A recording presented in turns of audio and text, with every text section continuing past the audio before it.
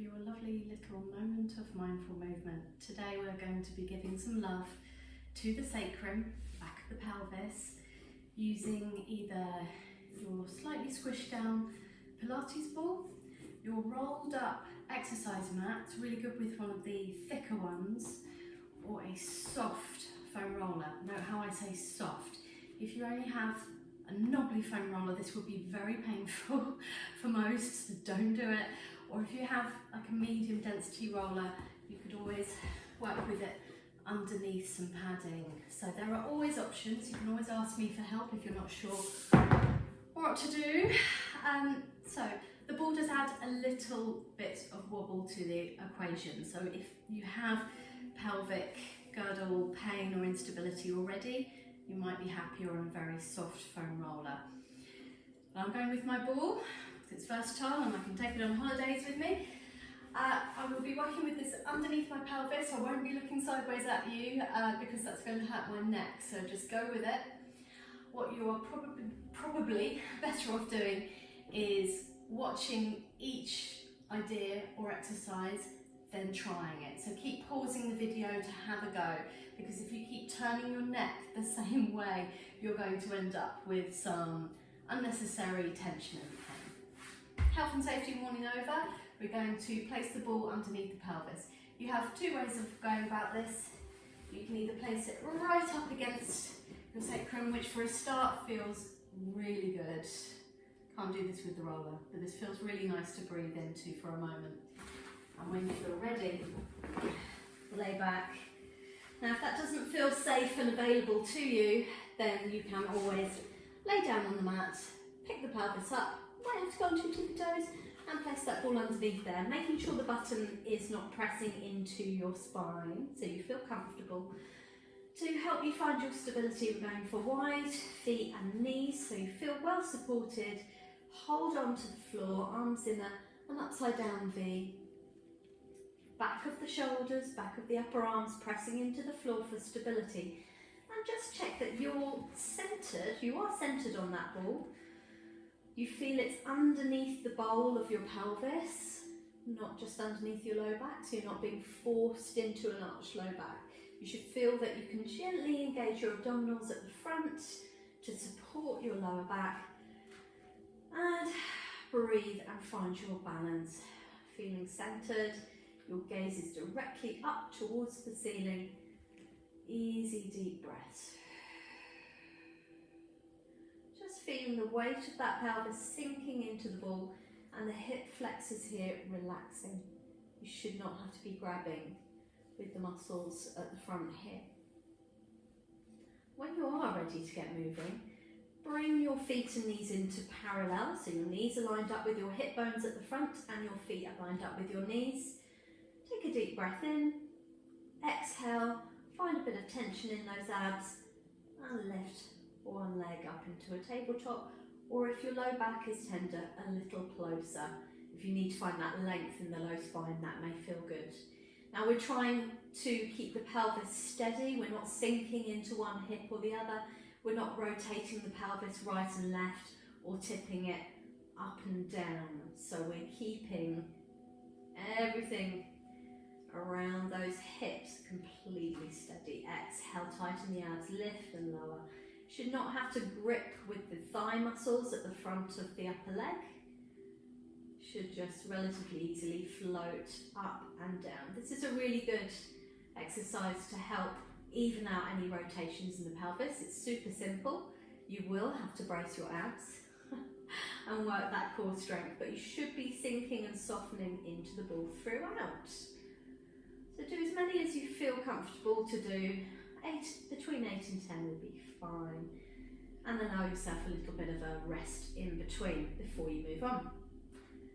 Bring that leg of choice, this is my right leg, into a tabletop. You can bring the knee closer if that helps your back, and draw 50 pence piece sized circles on the ceiling with your knee in the air, so the top of the thigh bone is moving inside that hip socket.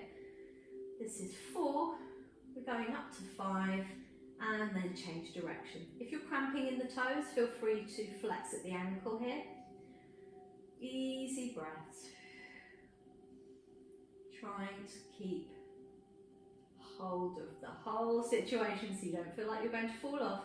When you've done 5, toe heel down, make sure you feel secure and supported by that foot that is remaining on the floor, and get circling.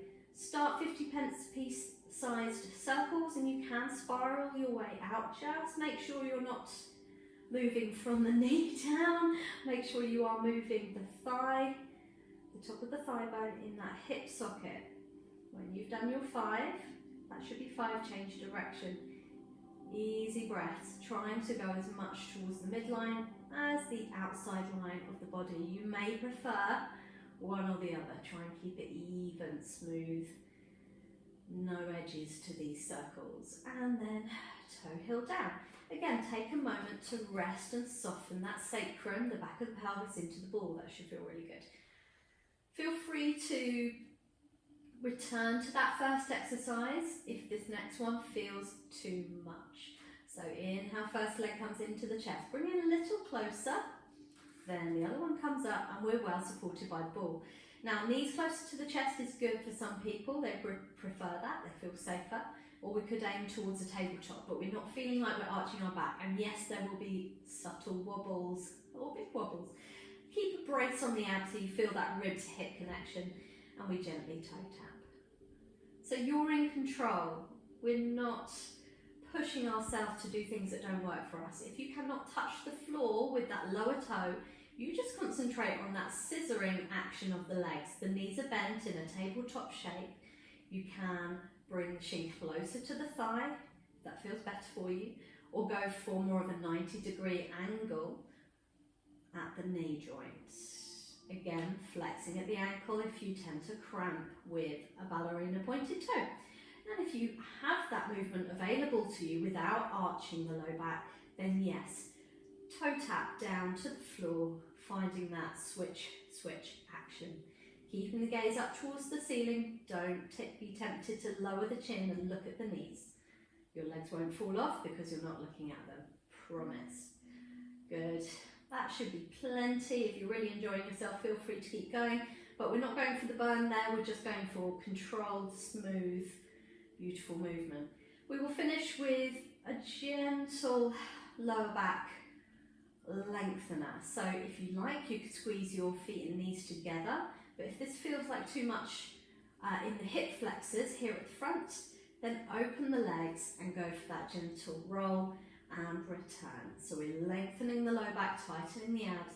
I'm not trying to lift off my ball here. I'm just using it to get some movement and massage in the sacrum and lower back. If you're finding you can't move very easily, you may need to put one foot down, then the other, to shift the ball a little up the back, only an inch, so that it's starting to press into the low back, or it's into the low back already. And again, feet squeezed together or wider apart with the legs so that your hips feel a bit more comfortable. And we continue that roll. Just make sure you feel centered on the ball. And this is lower abdominal work. We should not be activating the shoulders or the neck to do this. We're going for comforting, gliding, massaging movements today. Bringing the legs together, toe heel one leg down, always under control, toe heel the other leg down. Either lift the pelvis up and take the ball out, or I prefer to roll onto my side, take the ball away. Just hold on to it so it doesn't roll around the room and distract you. Just have a moment to lay down on the mat and feel the change in the lower back and sacrum, the back of the pelvis. Enjoy breathing into the ball here. You can hold it further down, under the low belly, above the belly button, or further up. And then send your air, your oxygen, when you're breathing in, send air in towards that ball. It might encourage you to take a few deeper breaths. If you want to deepen that relaxation, then make sure your out breath is longer than your in breath. So breathe in for 3 and maybe out for 5. That's only a suggestion. Don't put yourself under pressure. So by taking time to notice the changes in our bodies after having done even just a few simple exercises. We're training our brains. So we're training our brains to give us a lovely dopamine hit because we now realise that this feels really good in our sacrum and low back if we were careful and mindful of moving slowly through those exercises.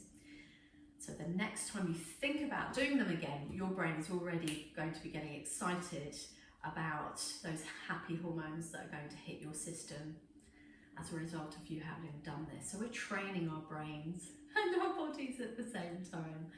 Hopefully you're enjoying these videos. If you are, please give me a little thumbs up. Make sure you subscribe. I will be posting more every day. I look forward to hearing how you get on with these. Do let me know in the comments, and I'll see you for some more next time.